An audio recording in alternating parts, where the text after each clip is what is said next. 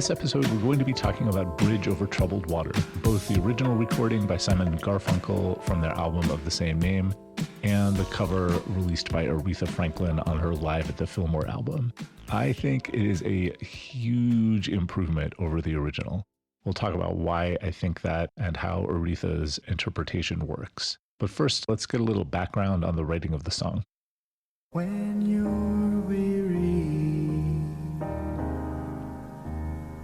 feeling small, when tears are in your eyes, I will dry them all. I'm on your side. Oh, when times get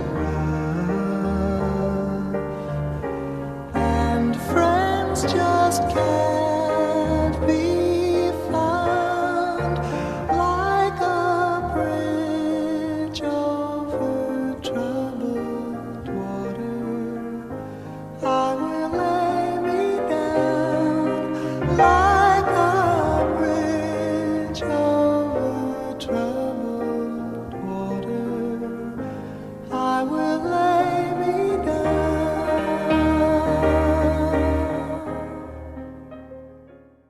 Paul Simon, to his credit, is often very transparent about his sources of inspiration for his songs. And in an interview on the Dick Cavett Show in 1970, he explained where he got some of the ideas for Bridge Over Troubled Water. His first cited source of inspiration is a surprising one. It's a chorale by Johann Sebastian Bach from the St. Matthew Passion called O Haupt, Voll, Blut, und Wunden. So it started out with me singing a song. The beginning of the song I had. Da da da da da da. Now this part. That comes from a Bach piece. That comes from a Bach chorale. Ba ba da da da da da da. Dee da da da da da da. So that was in my mind. So that's how that part slipped in.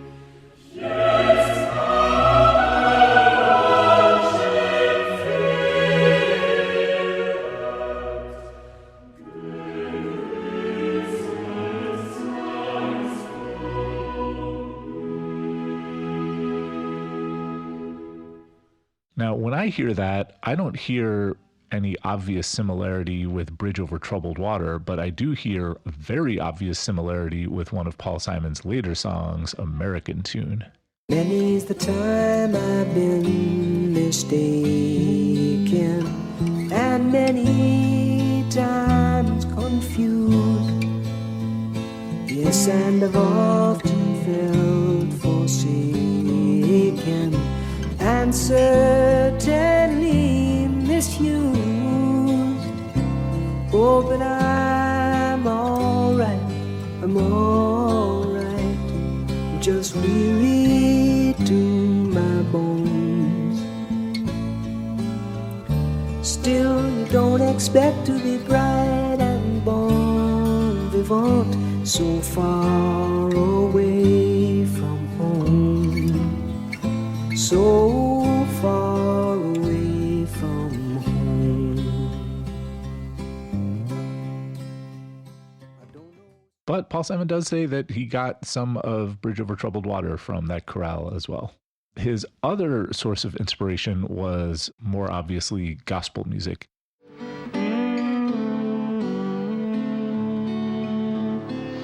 I was stuck there.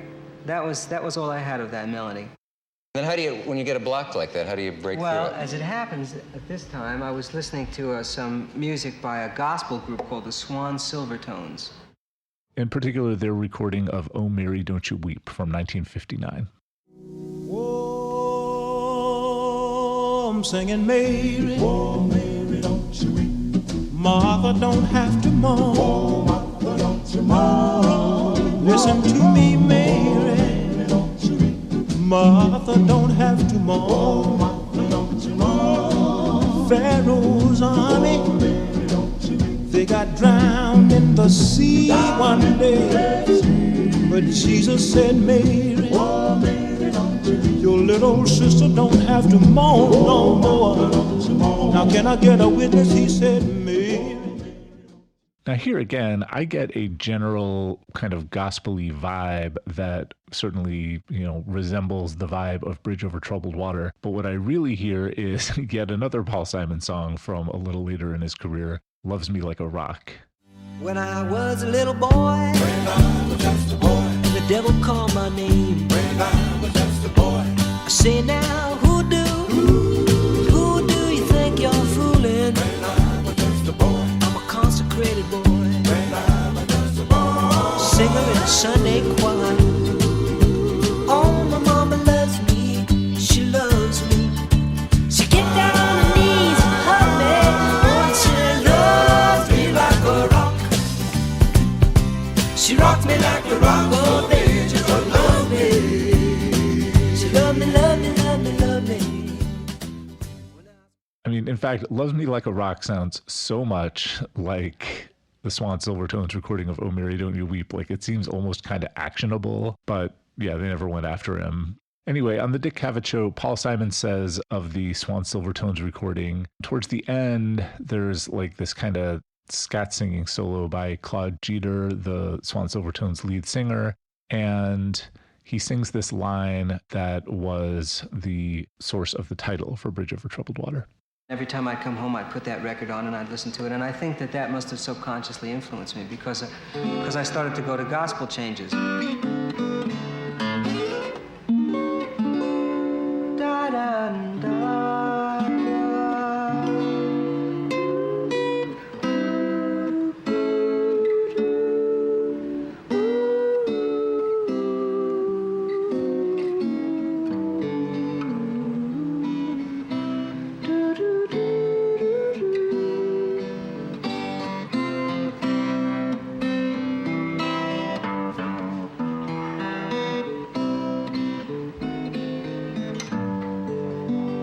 That's how that fell in. And then there was this one song. It was a very up-tempo thing, and the lead singer was phenomenal. He's a tremendous lead singer in this group, and he was scat singing. And at one point he shouted out, "I'll be a bridge over deep water if you trust in my name." And I guess I stole it, actually.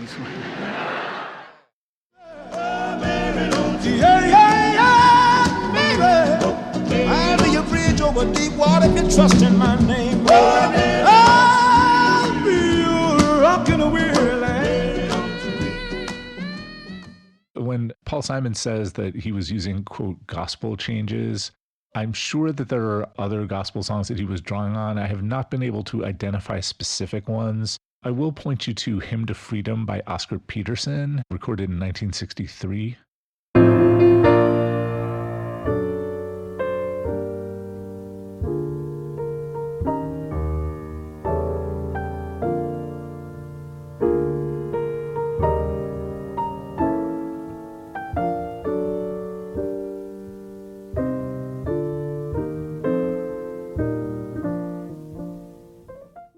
I don't know whether Paul Simon was familiar with Hymn to Freedom. I do hear some pretty strong similarity in the melody in places, but I think what's more likely is that Oscar Peterson was drawing on the traditional gospel songs of his youth in the Black church, and he probably had some of the same source material that Paul Simon did.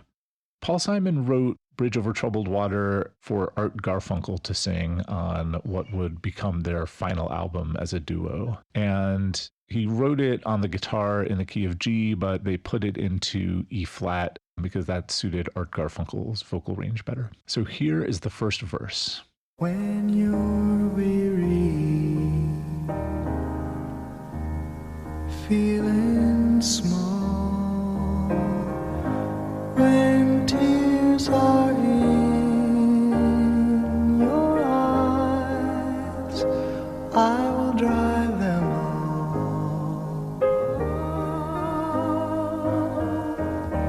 So let's talk about these chords. E flat, A flat, E flat,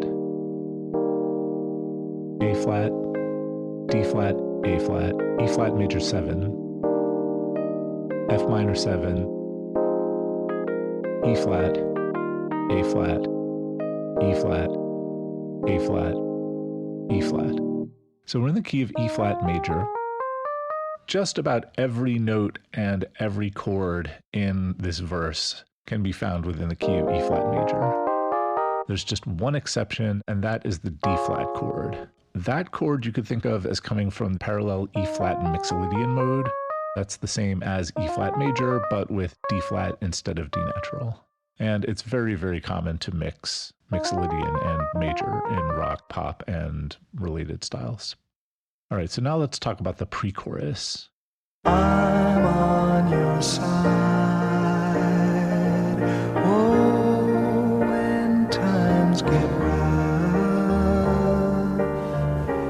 and friends just can't be found. So the changes here are B flat, B flat 7, E flat, E flat major 7, E flat 7, A flat, F7, B flat.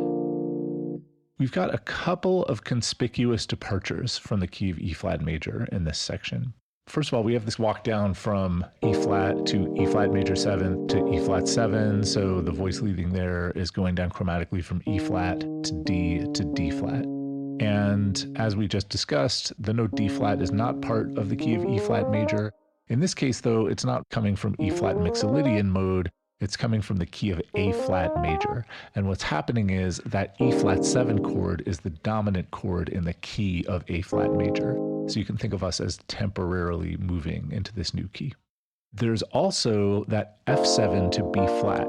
You could think of that as 5-7-1 in the key of B flat major. So you could think of F7 as the dominant chord in B flat major and B flat as the tonic chord. And then that B flat is the 5 chord in the original key of E flat. Now the chorus, and this is where the real gospel magic begins. Like a bridge over troubled water, I will lay me down. Like a bridge over troubled water, I will lay me down.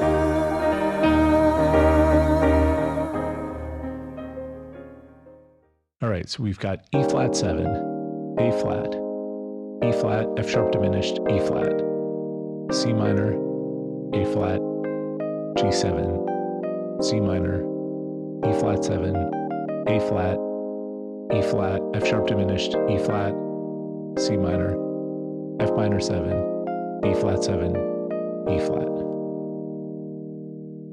That F sharp diminished chord certainly jumps right out at you. That is what's called a common tone diminished chord. F sharp diminished 7th is comprised of the notes F sharp, A, C, and E flat. And so the voice leading is really nice from that chord to the E flat chord.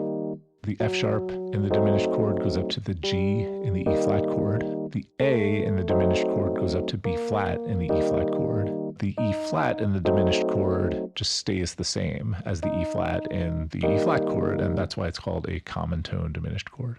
There's also that G7 to C minor. That's the 5-7-1 in the key of C minor. So G7 is the dominant chord in the key of C minor is the tonic. This is what's called a secondary dominant, and Bridge Over Troubled Water gets a lot of its gospel flavor from these kind of secondary dominant chords. They certainly sound different from the kinds of harmony that Simon and Garfunkel were using in their more folky material. There's nothing particularly remarkable about a white songwriter appropriating a black music style like gospel. I mean, that's the basis of our entire popular culture. But what is remarkable about Bridge Over Troubled Water is that a lot of black artists heard it and thought, oh, this guy is kind of in our territory here. We're going to appropriate our music right back. So within months of the release of the Bridge Over Troubled Water single in 1970, there were released versions by Quincy Jones, King Curtis, the Jackson 5, the Supremes, Smokey Robinson, and Stevie Wonder, among other black artists. And Aretha Franklin also recorded her version in 1970, although she didn't release it until later. Aretha debuted her cover on March 5th, 1971 at the Fillmore West in San Francisco to an audience of white hippies. So her set included some hippie-friendly material like Love the One You're With by Crosby, Stills, and Nash. And this band that Aretha is performing with is just unbelievable. So she's got King Curtis on saxophone, Cornell Dupree on guitar, Jerry Jamot on bass, and Bernard Purdy on drums. And she's also got Billy Preston sitting in on organ. So right at the beginning of the tune, you can hear her say, "Play it, Billy."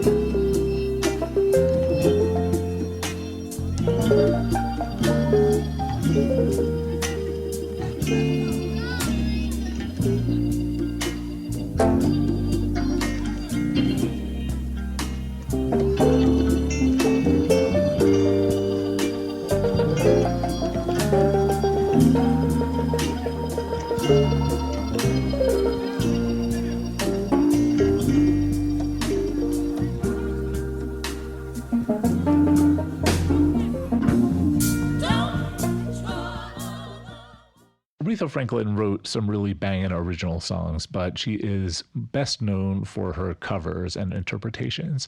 And she has a way of making cover songs her own, and she sometimes alters them very substantially. Her version of Bridge Over Troubled Water is very, very different from Simon and Garfunkel's in several ways. And one of them is that she doesn't sing the first verse at all. She just does it instrumentally. So she's just playing electric piano. Billy Preston is answering her phrases on organ. She plays the entire first verse, and then there's this interlude where the backup singers enter, and they're singing these lyrics that Aretha added. Don't trouble the water. Don't trouble the water. Why don't you let it be?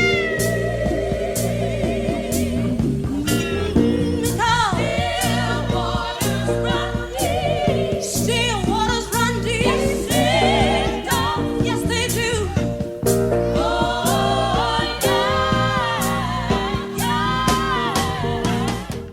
This sounds like it's possibly a quotation from the Bible or from other gospel songs, although if it is, I can't find what the source is. Paul Simon was, flattered that Aretha Franklin wanted to perform and record his song, but he was not overjoyed that she was messing around with his lyrics. My feeling is, it's Aretha Franklin. She can do what she wants. Another substantial difference between Aretha Franklin's version and the original is the tempo. Simon and Garfunkel play it pretty slow, around 80 beats per minute.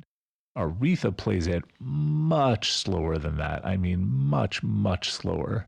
Her version is about 60 beats per minute. And that is really slow. I mean, that is about 1 beat per second, like 1 Mississippi, 2 Mississippi. That is slow. And the beautiful thing about that slow tempo is it gives you a lot of space to subdivide the beats in creative ways. And that is something we're going to be hearing Aretha do a lot of. Simon and Garfunkel's version is in E flat. Aretha does it in B flat.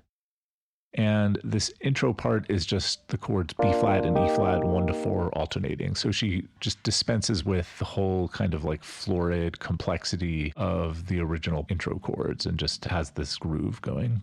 She begins singing on verse 2. When you're down,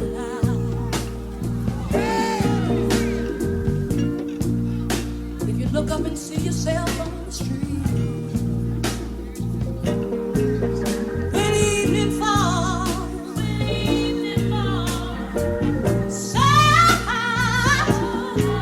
I'll be there for you. She plays the chords somewhat similarly to Simon and Garfunkel, I mean, in the new key, but her treatment of the melody is radically different. I mean, she times it very differently. She chooses different notes. For her chords, she's just alternating B flat, E flat, B flat, E flat, B flat, E flat, B flat, E flat, B flat, E flat, B flat, C minor, B flat. Harmonically pretty simple, but like rhythmically really complex and interesting. So her chords are all from the key of B flat major, but the notes that she's singing are just not the B flat major scale at all. Like it's this pitch collection that you could just kind of call it the Aretha scale. She's singing B flat major pentatonic plus the flat third D flat.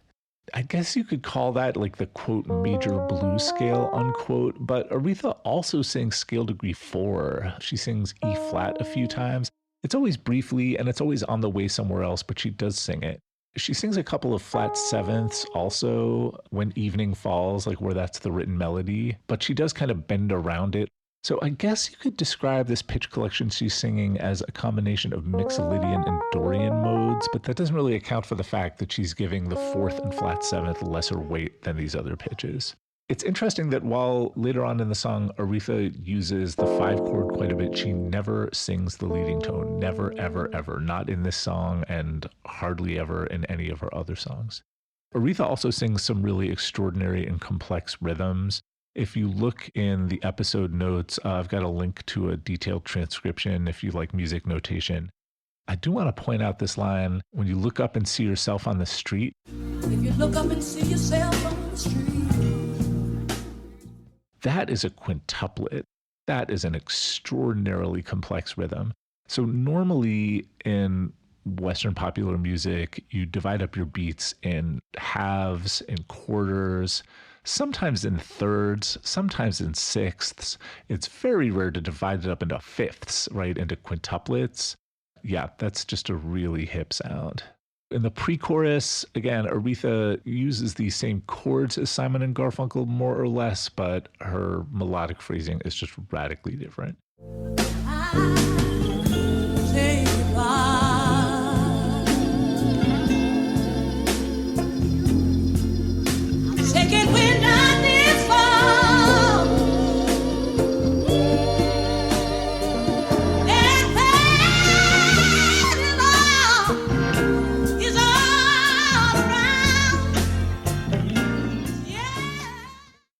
So she's playing F7,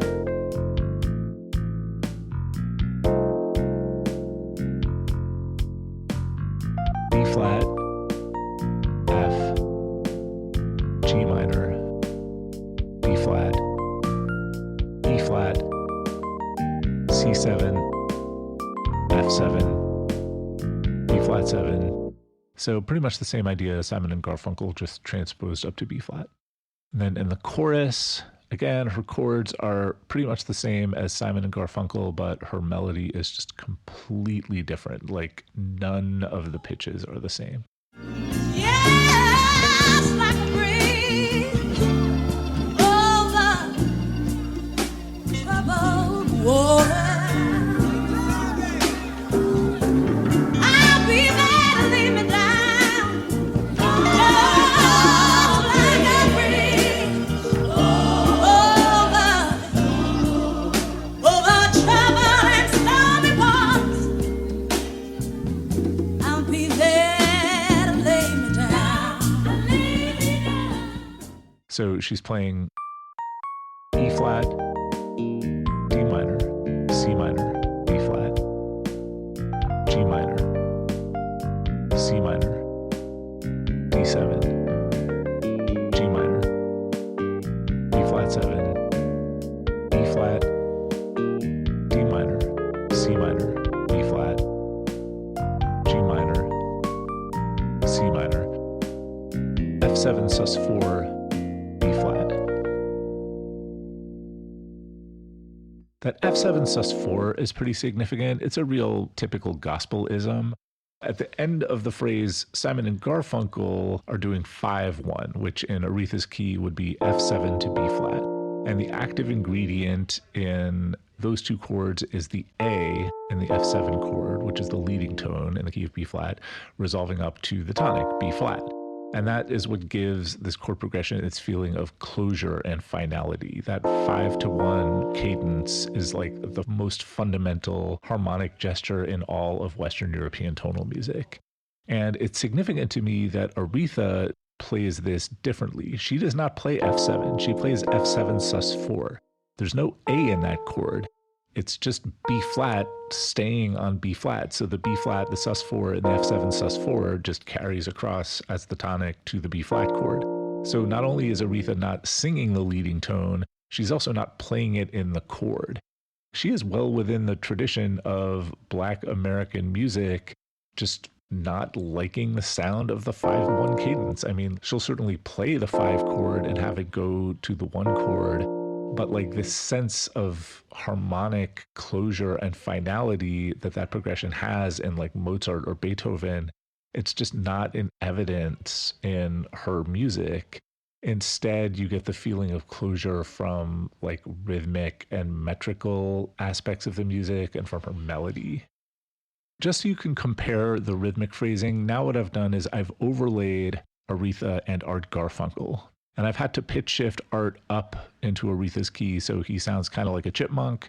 Hopefully that isn't too weird or annoying. I think it's quite interesting to listen to.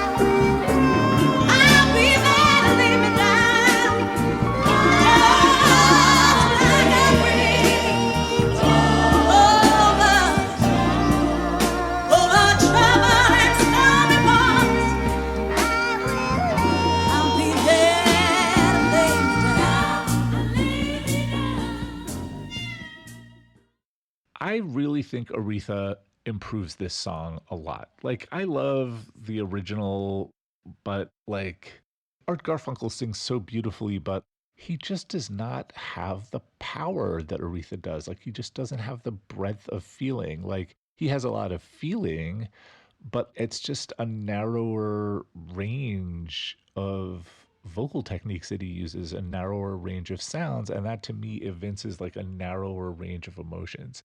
I definitely do not dig the instrumental arrangement on their recording. That kind of Phil Spector-esque wall of sound thing has aged really poorly. I think Larry Knechtel's gospel piano is good, but like it's just too florid for me. And I think Aretha's band plays this music a lot better than the Wrecking Crew play it. But it's not just about the band, it's about Aretha as a singer. And it's very difficult for me to put into words what is so great about her singing, but fortunately, there are people who have been thinking about this a lot harder than I have. For example, there's a scholar named Kate Heidemann, and her doctoral dissertation entitled Hearing Women's Voices in Popular Song, Analyzing Sound and Identity in Country and Soul, gives a lot of in-depth analysis to Aretha's vocal technique. I'm going to read some quotes. She's talking about the song Baby I Love You, and she's comparing Aretha to Gladys Knight. So there's the context for this quote. The first generally applicable vocal quality I notice is the graininess of Franklin's voice. The lower range of her opening line also brings to mind some of the resonant depth that I identified in Gladys Knight's voice, but in Franklin's voice, this resonance is tempered by the feeling that I get of vibrations higher in my throat more than my chest when I attempt to imitate her. I imagine the resonance of her voice being produced simply through an immense volume of air passing her vocal folds, while I imagine the graininess as produced by a relatively neutral position of the vocal apparatus, as in prepared for speaking or yelling rather than a clear, hollow singing sound. One of Franklin's great abilities as a vocalist is that she can retain this vocal quality into a high register when one would normally switch to a style of vocal production that feels more resonant, referred to as head voice. My sense of deep resonance and the grainy hiss of the throat elicits associations of sensuality, while my association of an everyday speaking voice with my imagining of the locus of Franklin's voice brings to mind a sense of naturalness and frankness. At the outset, then, I hear Franklin's vocal quality as conveying an easygoing sensuality. As Franklin sings louder or in a higher range, the grainy yet resonant quality of her voice persists, but the nasal quality of her voice becomes more pronounced and piercing. I imagine a similar quality as originating from vibrations high in my throat, where my soft palate is squeezed, brought about partly by a widening of the mouth and throat as if one were squashing an O shape to redirect sound into the nasal cavity. The placement of my soft palate feels distinctly different in this position than when I open my pharynx as if yawning, to produce a mellow and clear vocal sound, as is more common in classical style vocal production. When speaking, my soft palate feels more relaxed and in a lowered position. I relate the position of my soft palate as I imitate Franklin's voice to its position when I'm speaking in a normal tone, and therefore think of her vocal quality as nasal yet relaxed even when she is singing with considerable force. So, yeah, this is the contradiction with Aretha Franklin, right? Like, she's putting out an enormous amount of power, but she also sounds super relaxed and super chill. You get the sense that she could command a room, but like you also get the sense that she doesn't have to get up out of her chair to do it, yeah? Kate Heidemann also points out that a big part of Aretha's distinctive timbre is her mic technique. Aretha is very good at clipping out analog recording gear. She deliberately leans into the mic for some of those big notes and overloads the recording equipment. Now, in digital recording, you do not want to do this because you get digital clipping, which sounds horrendous. But on tape, this kind of distortion, this kind of analog clipping sounds awesome. And Aretha is definitely doing it on purpose. Kate Heidemann describes the combination of Aretha's effortless vocal technique and her mastery of studio technology as sounding solid and dominant rather than frail and submissive. And Heidemann also points out that it's the recording gear that's doing the breaking in these overdriven notes, not Aretha's own voice. Heidemann also says that some of Aretha's sense of power comes from her rhythmic play, the way that she freely places words on or off the beat and clips or stretches vowels. And it's the effortlessness yet powerfulness of her voice, the playfulness and command that she has over musical time, and the command that she has over the recording technology that combines to make her sound musically dominant. And if I had to describe Art Garfunkel, commanding and musically dominant are not the adjectives that I would use. Yeah. Eidemann cites Farah Jasmine Griffin on Black female vocality, that it's a tradition that seeks to, and in fact needs to, communicate beyond words when they are no longer capable of rendering meaning. Now, I do think Art Garfunkel is also communicating beyond words, but I just don't think he's communicating as much stuff as Aretha is. I also want to quote an article that Daphne Brooks wrote for NPR about Aretha's recording of Bridge Over Troubled Water. In the article, Brooks says, Aretha's vocals radiate with the effulgent heat and the ethereal energy of the gospel tradition as she worries lines, improvises impassioned moans, and carefully, elegantly puts to use a thing called the melisma, the artful, spiritually rooted technique of stringing a series of notes together in one syllable so as to stretch out one's vocal phrasing. Hanging on words, pulling out phrases, and turning them over and over so as to ring them for multiple meanings. Aretha here lets us know, without breaking a sweat, that she is still the innovator who birthed a brand of soul music that made spectacularly audible, existential, and spiritual self-discovery and affirmation, all at the site of her virtuosic vocalization. The philosophical intelligence of her musical phrasing and narrative interpretation set a new standard of excellence in pop music. Brooks draws a connection between Paul Simon's source of inspiration, the Swan Silvertones recording of Mary Don't You Weep, and Aretha Franklin's own recording of Mary Don't You Weep from 1972 from her mind-boggling gospel album Amazing Grace.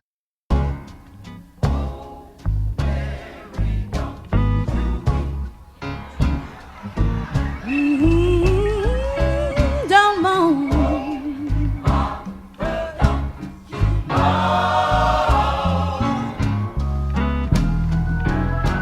Listen, Mary,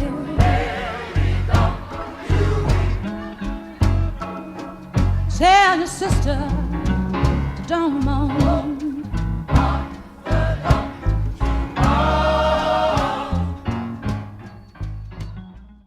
Daphne Brooks says, in Aretha's stunning performance of Mary alone, we hear Motor City Black Baptist royalty meeting New York City Jewish folkie Simon, and we hear Simon meeting Kentucky-born coal miner turned gospel great Claude Jeter, the lead singer of the Swan Silvertones. We hear her carrying both men back to Alabama gospel role model Inez Andrews in song, melding together the spiritual and the worldly, Old and New Testament tales of perseverance and faith. We hear her responding to the call made by Miriam, summoning those old-school biblical women's sonic circuits of energy, and channeling and translating Inez and Paul and Claude. And as a half-Jewish mutt myself, I love these kinds of crossovers with all their tensions and contradictions because, honestly, that's what my inner life is like, and so I like it when music does it too.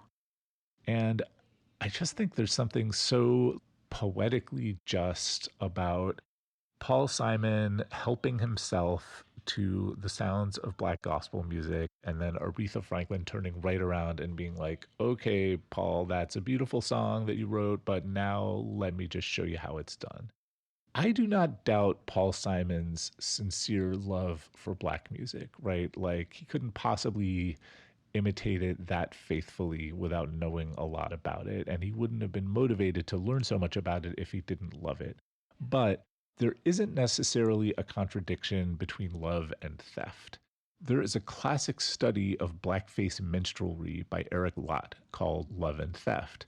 And the central argument of the book is that many blackface minstrels, many white people who performed in blackface, genuinely loved the music that they were performing. They genuinely loved Black music, but it is possible to love something and still appropriate it and still be in a position of privilege that means that your love doesn't have to be reciprocal, right? Like, it doesn't have to be returned. You can love something and still steal it. You can love something and still cause it harm even.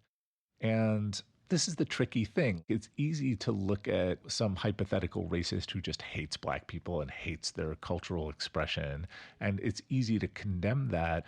It is much harder to condemn somebody like Paul Simon or, for example, myself, because I am also a person who loves Black music. Like, here I am on this podcast talking about it all the time, and like, you know, I've certainly devoted a lot of my musical life to playing it because I love to play it. It's like the most beautiful music that exists in the world as far as I'm concerned.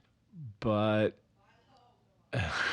now I have like done my best in my musical life to honor my sources, to make sure that I am transparent about where I'm getting stuff from. And to whatever extent I've managed to get attention for myself, I'm trying to redirect that attention back to the sources, back to the Black artists who inspired me. And certainly in my scholarly life, like that's my main project, is to get this music that I love so much to be taken more seriously by the Academy. But there is an unfortunate side effect of that, which is, as I do this work and as I get attention, a lot of this attention is going to me and not to the people who I'm trying to call attention to, right? Paul Simon, could go on the Dick Cavett show and talk about his love for the Swan Silvertones, but like he is getting all of that attention, not the Swan Silvertones.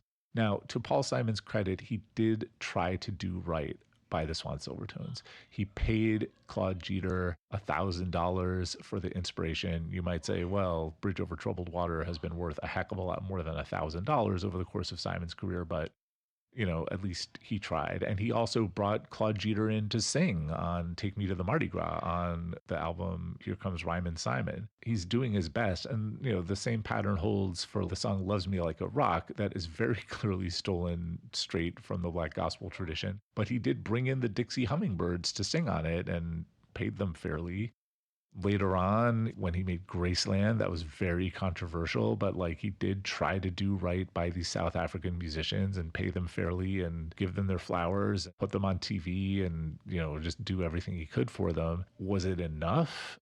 Did they benefit as much from this association as he did from taking their ideas and putting it on this album that sold a gajillion copies? I don't know.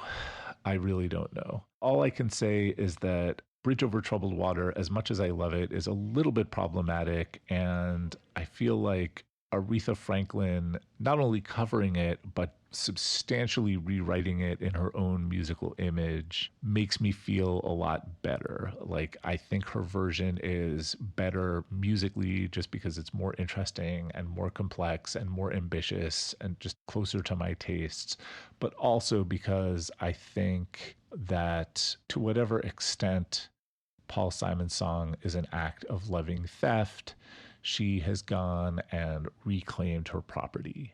And in addition to her artistic achievement, I think she also secured a certain amount of karmic justice.